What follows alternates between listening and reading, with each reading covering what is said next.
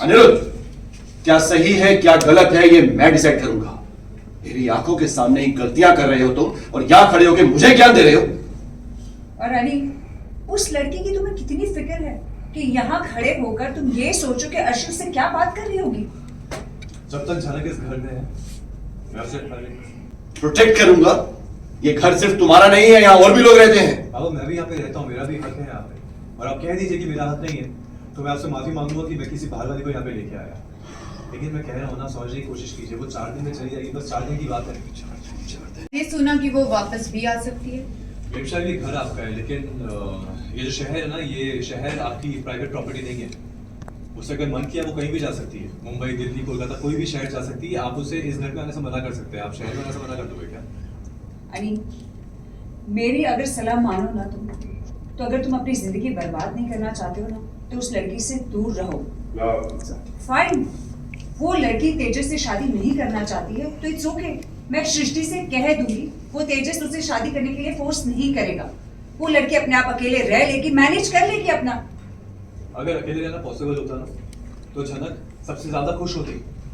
किसी और के, किसी दूसरे घर पे बेइज्जत होकर रहना किसे पसंद है? अनजान शहर में स्ट्रगल करना किसे पसंद है? अगर तेजस उसे परेशान नहीं करेगा तो वो वहीं पे रहेगी।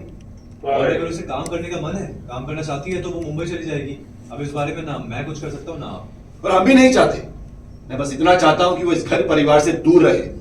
जहां भी रहे, जहां भी काम करे, हमें कोई फर्क नहीं पड़ता। बस मेरे बेटे और मेरी बहू की लाइफ से दूर रहे वो। हाँ अली, तुम्हारे बाबा सही कह रहे। वो लड़की हमारी जिंदगी तबाह कर रही है, तुम्हें ये दिख नहीं रहा है? उसका साथ देते देते तुम हम सबको भूल ही गए हो। हमारे बारे में तुम जरा भी नहीं सोचते। क्या हम तुम्हारे माँ बाप यही डिजर्व करते हैं? आप बताइए ना, क्या लगता है कि झनक ने इस घर में कुछ कंट्रीब्यूट नहीं किया है। बस एक काम किया है उसने, इस घर की शांति भंग कर दी है उसने। अर्शी की सेटल्ड लाइफ बर्बाद कर दी है उसने। अरे इतिहास है उसका, उसके घर परिवार की रेपुटेशन जानते हो तुम? ऐसी लड़कियों से कुछ और उम्मीद नहीं होती है। और बाबा, सृष्टि आंटी भी उस परिवार का हिस्सा है। लो, बिना जाने बिना समझे ये बेफिजूल की बातें मत कीजिए। बिना जाने बिना समझे मतलब? हम क्या नहीं जानते? बोलो, खुलकर बोलो। Pull back. जानेंगे सब, सिर्फ आप नहीं। एक दिन सारी दुनिया ये जानेगी। अच्छा, इतनी बड़ी बात है कि पूरी दुनिया के लिए इंपॉर्टेंट है? एब्सोल्युटली। सभी जानते हैं ना कि झनक के पापा उसे छोड़ के चले गए, लेकिन कोई ये नहीं जानता कि उसके पापा है कौन। अगर मैं ये बताऊं कि उसके पापा बहुत बड़े, पुल बैक। फेमस इंसान है, चार्ज। इतने फेमस की सारी दुनिया उन्हें पहचानती है, तो मोर एक्सपेंसिव क्रैक। कौन है उसके बाबा?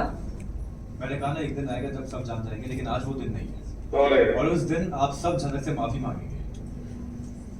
और तब तक झनक अपनी पहचान बना चुकी होगी। और जहां तक मैं झनक को जानता हूँ, वो ये जानने के बाद भी कि उसके पापा कितने बड़े आदमी हैं, वो उन्हें माफ नहीं करेगी, उनके सामने सर नहीं झुकाएगी।